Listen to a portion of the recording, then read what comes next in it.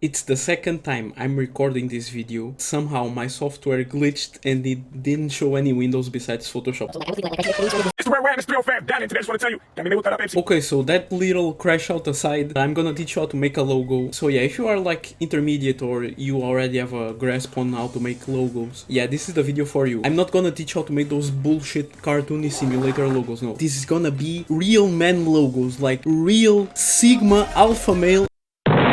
First thing you are gonna do, you are gonna choose a font, you are gonna write wherever you wanna write. By the way, this is not what I'm going to make the logo out of. I already have the layers right here, as you can see. Then you are gonna convert this to a smart object by right clicking the layer right here and going to convert to smart object. This will allow you to make this 3D. So now you just go up here to 3D and new 3D extrusion from selected layer. And yeah, you can see it's 3D, you can move it around, whatever. Now you are gonna remove this shadow, you go to environment right here, put this at 0%, then you are gonna go to layers, you are gonna copy your layer by clicking on it and doing Ctrl C, Ctrl J, then you are going back to 3D, you are going to the star icon right here and you are going to click this and put it at 0. Now you are gonna convert this to smart object again, and as you can see we have the back layer and then the front layer, as you can see. So yeah, let's go to the proper logo right now. Now we have the actual logo here. I chose 3 fonts, you can choose 1 or 2 or whatever. I just wanted to choose 3 because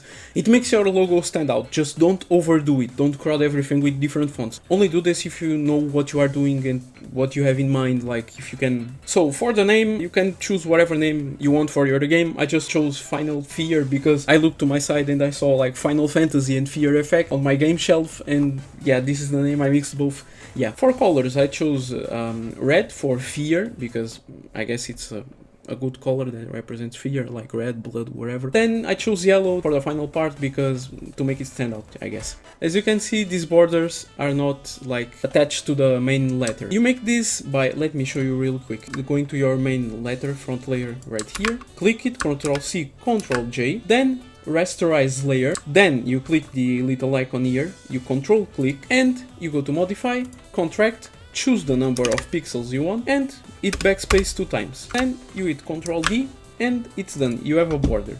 Now you can color it whatever color you want. I already have mine, so I don't need this one. Let me delete it. Another thing, when you render your letters, they might have some gray spots or they might be pixelated. You can easily fix this by just clicking your main layer or whatever layer it's pixelated or gray, and you just click color overlay and they will disappear basically. This is a tip for my lazy GFX artists out there. I'm gonna teach you how to make your letters actually look good. We are going to the effects now. So you are gonna click your layer and you are going to choose a gradient. For the gradient, I like to go with overlay because it's the more predictable effect in my opinion for this type of stuff at least. And you can play around with the parameters. I will leave it at this because I guess it's cool. You are going to add an inner shadow. You can play around with this too. You can like make it like this. You can like turn it around, whatever. Just turn this off, like use global lighting, just like make it however you want, choose whatever color you want. It just depends on feel really. So yeah, just play around with it. You can also add a nice inner glow for a nice effect. You can add a satin just to make the colors pop out more. So yeah, you can just play around with this and see what you like. Now you are going to add a bevel. This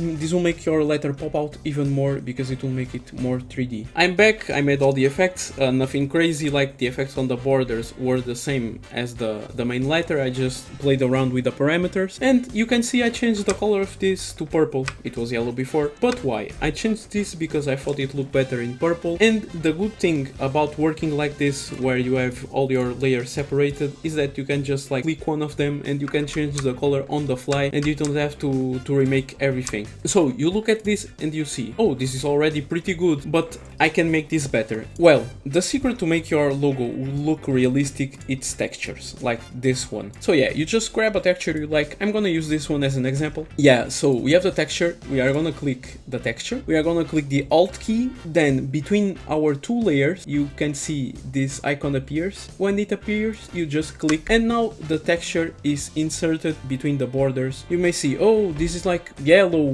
whatever. You just go here to the blend mode and you choose whatever blend mode you think looks cool. Now I'm just gonna go and texture everything and we go to the final step. Now as you can see, our logo is pretty much done. You can see the borders are different. I didn't do anything, I just changed the blend mode from normal to soft light. to make them blend. For textures, I'm gonna give you a quick tip. For example, this texture right here, I'm gonna make it more visible. It's a paper texture. Like, you don't need to use like something really specific. You just like use whatever you want. Like, literally, it doesn't matter. For the glow right here, I just used a cloudy texture, because if you use a cloudy texture, as you can see, like if you don't use it, it looks like really flat, really uninteresting. Now you can just publish this or whatever, but I'm going to post-processing, and to go to post-processing, you just go ahead, click your layer, the top one, you scroll all the way down, shift click the bottom one and click on the folder icon. Then you copy your old folder, Ctrl C, Ctrl J, and then you click Ctrl E